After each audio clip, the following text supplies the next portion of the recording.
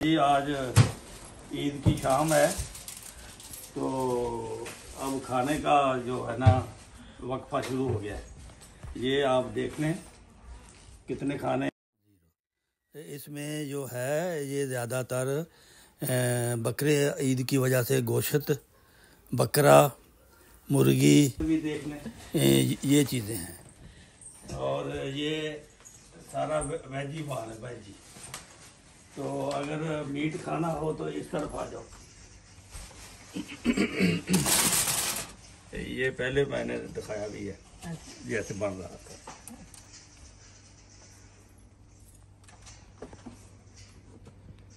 बिरयानी है ये, बताना नहीं दिखाना है। लो जी, ये चिकन बिरयानी है। अंदर ये छुपाया हुआ है गोश्त। अच्छा लो जी,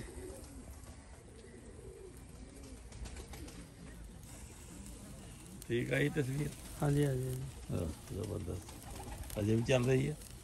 हाँ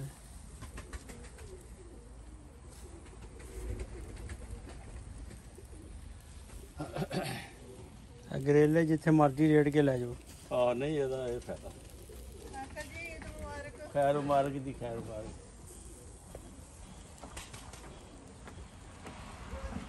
ये तो इन्ना कुछ ले आते आ। लो जी, पहलों यह लै ला जरा खाना इन्हों ने। अच्छा ईद ईद है जी, बकरा ईद है। ईद की शाम है जी अज। ईद पढ़ के आए हैं तो ये साडे बहुत प्यारे ने साडे पड़ोसी सिंह जी। ये सानू खाने वास्ते इन्हों ने बहुत कुछ पकाया आज। नहीं कुछ नहीं बनाया आज। चलो जी ठीक है। उदों सब सहन में बैठकर जहाँ बारबेक्यू हो रहा है ना, गपशप भी लगा रहे हैं और मेहमान भी आए हुए हैं और बाहर से मेहमान भी आ गए हैं। तो ये अब फंक्शन शाम का शुरू हो गया है ईद का। हाँ, ये बाहर सहन में जो बारबेक्यू हो रहा है, लेडीज़ जो हैं वो अंदर हैं लेकिन बाहर बैठे गपशप। यहाँ दोस्त इंडियन भी हैं और पाकिस्तानी भी हैं और वह बारबेक्यू भी कर रहे हैं, यानी ईद का गोश्त और बकरा और मुर्गा कर रहे हैं और जंग के बारे में तबसरे भी हो रहे हैं। ये अपनी अपनी बातें, अपने अपने ख्यालात का इज़हार कर रहे हैं।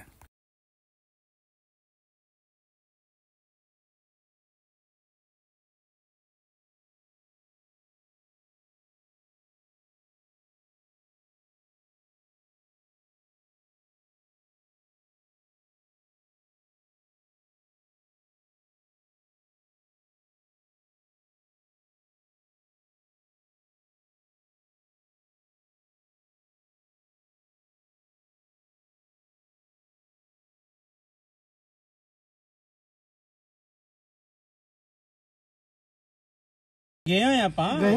हाँ हाँ हाँ। पिछली बारी तू दिखाया जी बार्डर, हाँ जी, ਤੇ ਉਹ ਦੋਵਾਂ ਮੁਲਕਾਂ ਦੀ ਪੁਲਿਸ ਆ ਗਈ ਸੀ ਤੇ ਹੁਣ ਉਹ ਕੀ ਵਿਖਾਉਣਾ ਅਪਰ ਕੈਨੇਡਾ ਹੋਣ ਕਿੰਨੇ ਮੁਲਕਾਂ ਦੀ ਪੁਲਿਸ ਆਉਣੀ ਉੱਥੇ। ਉੱਥੇ ਅੰਕਲ ਲੜਾਈ ਹੋਈ ਉੱਥੇ ਆਲਰੇਡੀ ਲੜਾਈ ਹੋ ਗਈ ਹੈ। ਅਮਰੀਕਾ ਤੇ ਕੈਨੇਡਾ ਦੀ ਕਿਸੇ ਦੋਸਤ ਚ ਲੜਾਈ ਹੋਈ ਸੀ। ਆਪਾਂ ਗਏ ਹੋਏ ਆ ਉਹ ਜਗ੍ਹਾ ਦੇਖੀ ਹੋਈ। ਬਿਲਕੁਲ ਬਿਲਕੁਲ। ਉੱਥੋਂ ਆਟਾ ਲੈ ਕੇ ਖਰਾਸ ਲੱਗੇ ਅੰਕਲ। ਆਹੋ ਖਰਾਸ ਘਾਟ ਪਾਣੀ ਨਾਲ ਚੱਲਣ ਵਾਲੇ ਆ ਰਹੇ ਹੁੰਦੇ। ਅੱਛਾ ਹਾਂਜੀ ਦੇਖਿਆ ਨੀ? ਸਾਰਾ ਦੇਖਿਆ ਨਹੀਂ? ਨਹੀਂ ਉਹ ਖਰਾਬ ਨਹੀਂ, ਮੇਰੇ ਖਿਆਲ ਸ਼ਾਇਦ ਦੇਖੇ ਹੁਣ, ਯਾਦ ਨਹੀਂ। ਉਹ ਜਿਹੜੇ ਪਾਣੀ ਨਾਲ ਚੱਕੀਆਂ ਚੱਲਦੀਆਂ। ਹਾਂਜੀ ਹਾਂਜੀ ਹਾਂਜੀ ਹਾਂਜੀ। ਉਹ ਤੇ ਆਪਣੇ ਮੁਲਕਾਂ 'ਚ ਵੀ ਨਹੀਂ ਉਹੀ ਚੀਜ਼ ਆ। ਪਹਾੜੀ ਇਲਾਕੇ ਵਾਲਿਆਂ ਨੇ ਬਣਾਏ ਹੁੰਦੇ। ਸਿਰਫ ਦੇਖਣ ਗਏ ਸੀ ਉਹ ਕੰਪੈਰੀਜ਼ਨ ਕਿ ਚੀਜ਼ਾਂ ਕਿਹੜੀਆਂ ਸੇਮ ਹੀ ਸਾਰਾ ਕੁਝ। ਵੀ ਅੰਕਲ ਕੋ ਵੀ ਮੈਂ ਵੀ ਸਿੱਖਣਾ ਵਾ ਕੰਮ। ਮੈਂ ਵੀ 5-7 ਵੀਡੀਓ ਬਣਾ ਕੇ ਲਿਆਂਦੀ ਅੰਕਲ ਕਿਤੇ ਗਿਆ।